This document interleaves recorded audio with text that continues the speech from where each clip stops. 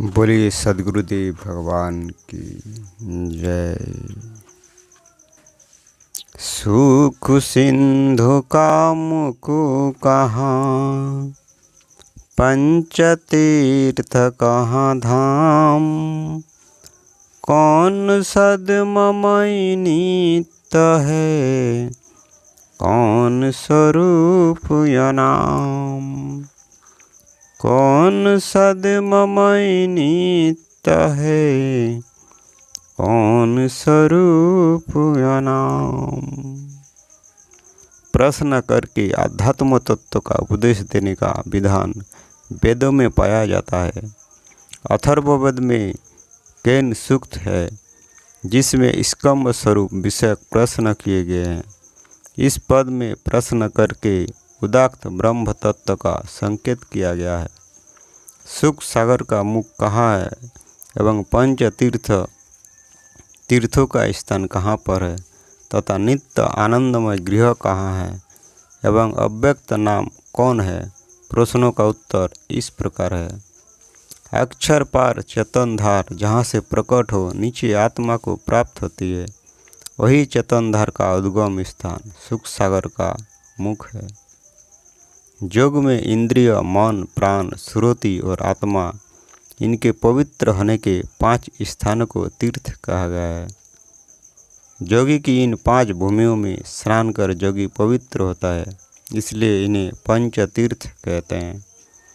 इन पंच तीर्थों के स्थान क्रमशः योग भूमि में आचार्यगण बतलाते हैं, जिसे आध्यात्म तत्वज्ञानी अनुभव साधक जानते हैं।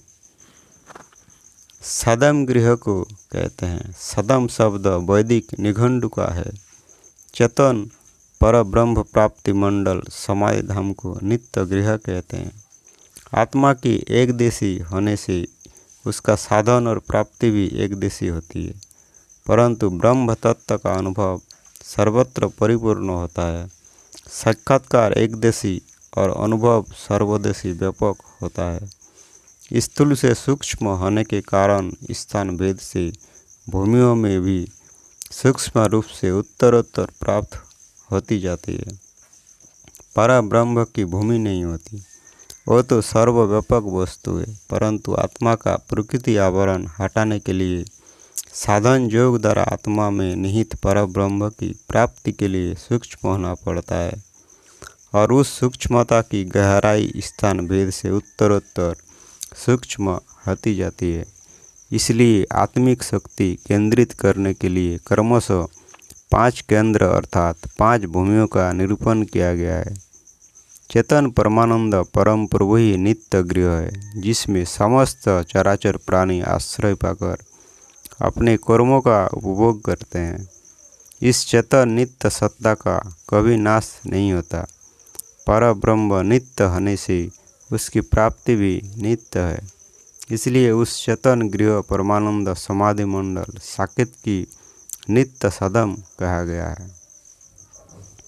उस पर ब्रह्म के स्वरूप का वर्णन नहीं हो सकता, क्योंकि वह मन, बुद्धि और वाणी का विषय नहीं है। इसलिए उस ब्रह्म सत्ता के स्वरूप का लक्षण वाणी द्वारा वर्णन नहीं हो सकता, क्योंकि वो अवाच्य एवं अकथनीय तत्व है।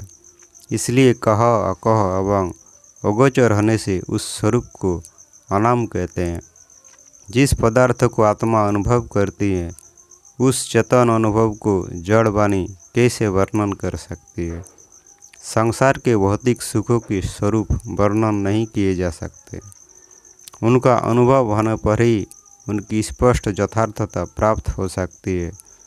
तब प्रकृति पार अनुभव गम्य आनंद का वर्णन कैसे हो सकता है। इसलिए इसकी पूर्ण मर्मज्ञता रसास्वादन करने पर ही विदित हो सकेगी। यह अनुभव गम्य परम सुख का वर्णन वाणी का विषय नहीं है। चेतन का आनंद है, योग है। इसलिए इस पद में परम पुरुष के स्वरूप का वर्णन करने में असमर्थता प्रकट कर उसे अनाम घोषित किया गया है।